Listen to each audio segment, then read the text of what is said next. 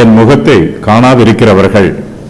உங்களுக்காகவும் லவோதிக்கேயாவில் இருக்கிறவர்களுக்காகவும் சரீரத்தில் என் முகத்தை காணாதிருக்கிற மற்றெல்லாருக்காகவும் மிகுந்த போராட்டம் எனக்கு உண்டென்று நீங்கள் அறிய விரும்புகிறேன்.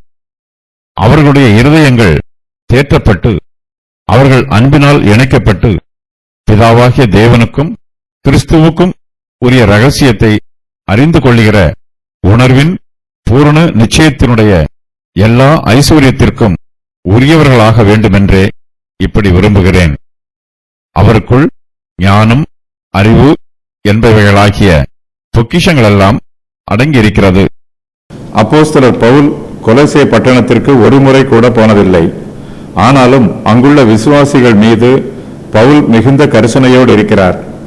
தான் ஸ்தாபித்த சபைகளில் உள்ள விசுவாசிகளிடத்தில் எவ்வளவு பிரியமாய் இருப்பாரோ அது போலவே கொலோசே பட்டணத்தில் உள்ள விசுவாசிகளிடத்திலும் பிரியமாய் இருக்கிறார். அவர்களுக்கு நிருபம் எழுதும்போது உங்களுக்காகவும் லவோதிக்கேயாவில் இருக்கிறவர்களுக்காகவும் சரீரத்தில் என் முகத்தை காணாதிருக்கிற மற்ற எல்லாருக்காகவும் மிகுந்த போராட்டம் எனக்கு உண்டு என்று நீங்கள் அறிய விரும்புகிறேன் என்று எழுதுகிறார். பவுல் விசுவாசிகள் மீது மிகுந்த அன்பாய் இருக்கிறார். அவர்களுடைய ஆவிக்குரிய ஜீவியத்தை குறித்து கரிசனையோடு இருக்கிறார். இதனால் அவருக்குள் மிகுந்த போராட்டம் உண்டாயிற்று. அவருடைய இருதயத்திற்குள் வியாகுலத்தை போன்ற ஒரு போராட்டம் வந்திருக்கிறது. கர்த்தருக்குள் விசுவாசிகளாய் இருக்கிற சிலரை நாம் இதுவரையிலும் பார்க்காதிருப்போம். அவர்களோடு தனிப்பட்ட முறையில் நமக்கு பழக்கம் இருக்காது. ஆனாலும் அவர்கள் மீதும் நாம் அன்பாய் இருக்கலாம். அவர்களோடும் நாம் விசுவாசத்தோடும் நம்பிக்கையோடும் பரிசுத்த அன்போடும் ஐக்கியம் வைத்துக் கொள்ளலாம். நாம் சமீபத்தில் இல்லாவிட்டாலும் தூரத்தில் இருக்கும்போது கூட அவர்களோடு அன்பாய் இருக்கலாம்.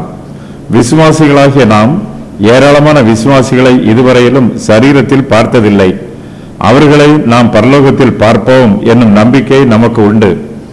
அப்போஸ்தலர் பவுல் கொலோசே சபையில் உள்ள விசுவாசிகளுக்கு ஆவிக்குரிய ஆசீர்வாதங்கள் உண்டாக வேண்டும் என்று விரும்புகிறார். அவர்களுடைய இருதயங்கள் தேற்றப்பட வேண்டும். அவர்கள் அன்பினால் இணைக்கப்பட வேண்டும். அவர்கள் ஆவிக்குரிய ஜீவியத்தில் வளர்ச்சி பெற வேண்டும். இருதயம் தேற்றப்பட்டால்தான் சமாதானம் இருக்கும்.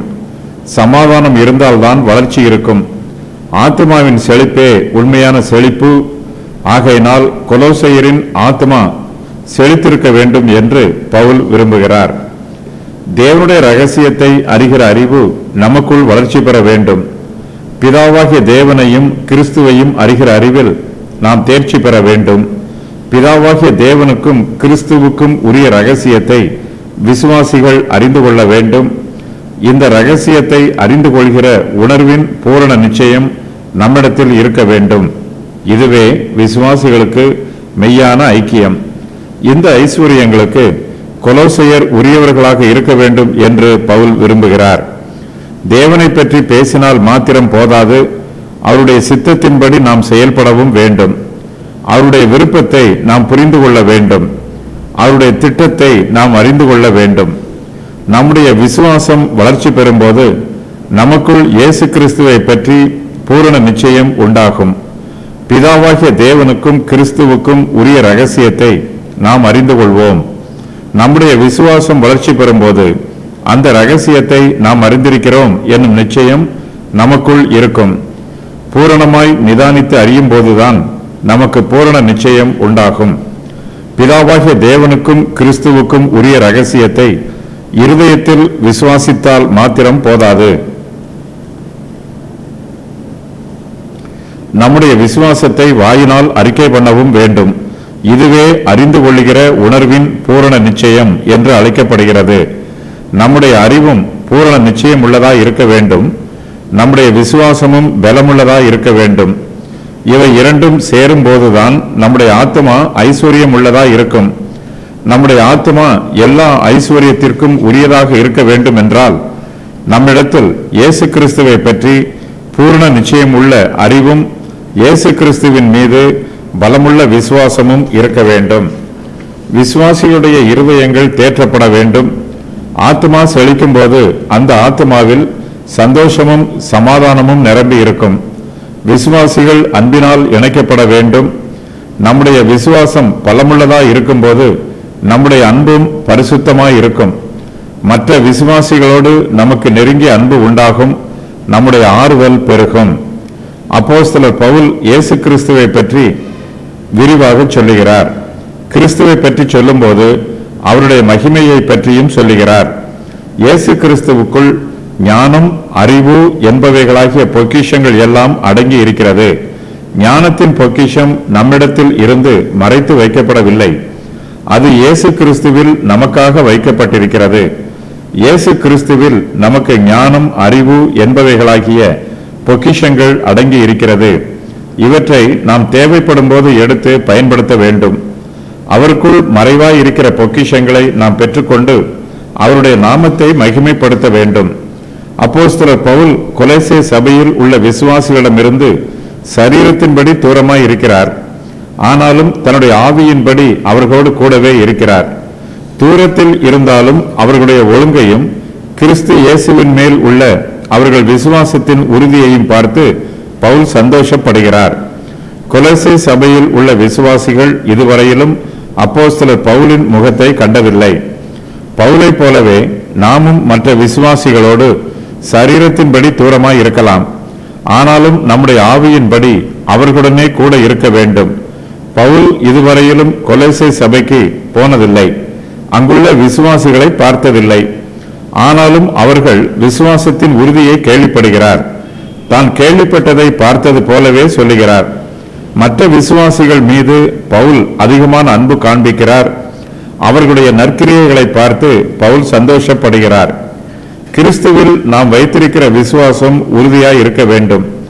அப்போது நம்முடைய ஆவிக்குரிய ஜீவியம் ஒழுங்காய் இருக்கும். நம்முடைய விசுவாசமும் உறுதியாய் இருக்கும். நம்முடைய ஆவிக்குரிய ஜீவியத்தை பார்க்கும்போது மற்ற விசுவாசிகளுக்கும் சந்தோஷமாய் இருக்கும். லவோதிக்கேயா கொலோசைக்கு அருகில் உள்ள பட்டணம், பிரிகியாவில் உள்ளது. சரீரத்தில் என் முகத்தை காணாதிருக்கிற மற்ற எல்லாருக்காகவும் என்னும் வாக்கியத்தினால் அப்போஸ்தலர் பவுல் கொலோசே பட்டணத்திற்கோ அல்லது லவோதிக்கேயா பட்டணத்திற்கோ செல்லவில்லை என்று முடிவு செய்துவிடக்கூடாது. பவுல் இந்த பட்டணத்தில் ஊழியம் செய்து அங்கிருந்து வெளியேறிய பின்பு ஏராளமானோர் ரட்சிக்கப்பட்டார்கள். அவர்களுடைய முகத்தை பவுல் காணவில்லை. புதிய விசுவாசிகளை பற்றி இந்த வாக்கியம் விளக்குகிறது. அவர்களுக்கு நடைபெற வேண்டும் என்று பவுல் விரும்பும் காரியங்கள். அவர்களுடைய இருதயங்கள் தேற்றப்பட வேண்டும். அவர்கள் அன்பினால் இணைக்கப்பட வேண்டும். பூரண அறிவையும் பூரண நிச்சயத்தையும் அவர்கள் பெற்றிருக்க வேண்டும். தேவனுக்குரிய ரகசியத்தை அவர்கள் அறிந்து கொள்ள வேண்டும். பிதாவுக்குரிய ரகசியத்தை அவர்கள் அறிந்து கொள்ள வேண்டும். கிறிஸ்துவுக்குரிய ரகசியத்தை அவர்கள் அறிந்து கொள்ள வேண்டும். நாம் பூரண நிச்சயம் பெற்றிருக்க வேண்டிய காரியங்கள்: அறிந்து கொள்ளும் உணர்வு, சுவிசேஷம், நம்பிக்கை, விசுவாசம். பிதாவாகிய தேவனுக்கும் கிறிஸ்துவுக்கும் உரிய ரகசியம் என்னும் வாக்கியம் சந்தோஷத்தின் ரகசியங்களை குறிப்பிடுகிறது. தேவனாலும் கிறிஸ்துவினாலும் இந்த ரகசியம் வெளிப்படுத்தப்பட்டிருக்கிறது. அவருக்குள் ஞானம், அறிவு என்பவைகளாகிய பொக்கிஷங்கள் எல்லாம் அடங்கி இருக்கிறது என்னும் வசனத்தில் அவருக்குள் என்னும் வாக்கியம் அதற்குள் என்று இருக்க வேண்டும். அது கொலோசியர் 2:2 வசனத்தில் கூறப்பட்டிருக்கும் ரகசியங்களை குறிக்கும். சுவிசேஷத்தின் இந்த ரகசியங்களில் ஞானம், அறிவு என்பவைகளாகிய பொக்கிஷங்கள் எல்லாம் அடங்கி இருக்கிறது.